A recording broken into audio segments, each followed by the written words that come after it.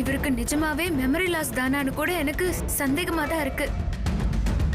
அதை கண்டுபிடிக்க தான் பொட்டிக்ல வேலை பார்க்குற ஒரு அக்காவோட வீட்டுக்காரங்களுக்கு தெரிஞ்ச ஆளுங்களை உதவிக்கு கூப்பிட்டதால இன்னைக்கு இங்க ரவுடிங்க மாதிரி நடிக்க வந்தாங்க.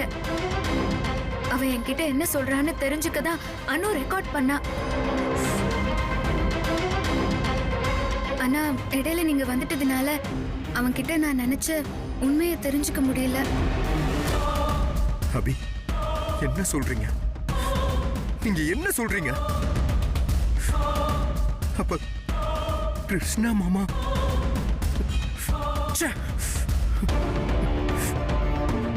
இனிமே அவன அந்த வார்த்தையை சொல்லி கூட கூப்பிட மாட்டேன். அவன் உங்களை காதலிச்சு அக்காவுக்கு துரோகம் பண்ண நினைச்சிருக்கானோ?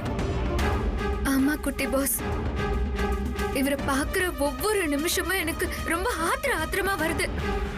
ஆனா அஞ்சலி அக்காவோட குழந்தைக்காக தான் பொறுத்து போயிட்டு இருக்கேன்.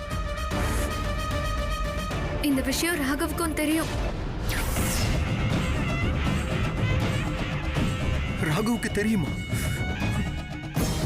என்ன சொல்றீங்க அபி? ஆமா ஆகாஷ், அபிக்கும் ராகவுக்கும் நடுவுல ஒரு பெரிய போரே நடந்துட்டு இருக்கு. அபி அஞ்சலி அக்கா தான் இந்த ஆளோட வைஃப்னு தெரிஞ்சேதான் அவங்களுக்கு துரோகம் செய்ய துணிஞ்சிட்டு தான் ராகவ் நினைச்சிட்டு இருக்காரு. அபி அபி எப்படி அஞ்சலி அக்காவுக்கு துரோகம் பண்ணுவாங்க? ராகவ் எப்படி அபியை போய் இப்படி நினைக்கலாம்? ப்ளீஸ், இத பத்தி நீங்க அவர்கிட்ட எதுவுமே கேட்க வேண்டாம். அவர் எனக்கும் விக்னேஷ்க்கும் கல்யாணம் நடக்க இருந்தப்போ ஒரு தப்பான இன்சிடென்ட்ட பாத்திருக்காரு. நானே இந்த பிரச்சனைய சரி பண்ணிக்கிறேன் குட்டி பாஸ். தயவு செஞ்சு நீங்க அனு கூட சேர்ந்து நிம்மதியா வாழ்ந்தா அதுவே எனக்கு போதும். வீட்டுக்குள்ள இந்த மாதிரி ஒரு துரோகியை வச்சுக்கிட்டு எப்படி என்னால் நிம்மதியா வாழ முடியும் அபி? அந்த ராஸ்கலுக்கு இன்னைக்கு ஒரு முடிவு கட்டுறேன். வேண்டாம் ஆகாஷ், ப்ளீஸ். அஞ்சலி அக்காவோட அவங்களுக்கு பிறக்க போற குழந்தையோட லைஃப்ல ரிஸ்க் எடுக்க வேண்டாம். கொஞ்சம் பொறுமையா இருப்போமே. இப்ப சொன்னா அவங்க மனசு தாங்காது. அஞ்சலி அக்கா இத கூட புரிஞ்சுக்க முடியாத அளவுக்கு முட்டாள் கிடையாது. அதுவும் அபிய நம்ப வச்சு ஏமாத்த பாத்துருக்கா.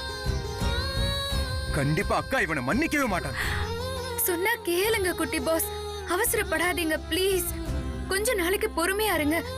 ரிஸ்க் எடுக்க வேண்டாமே. விட்டா அவனை நான் கொன்னே போட்டுருவேன் அபி. ஆனா அஞ்சலி அக்காவுக்காக மட்டும்தான் அவனை வீட்டை விட்டு துரத்தி ஆகணும்னு சொல்றேன்.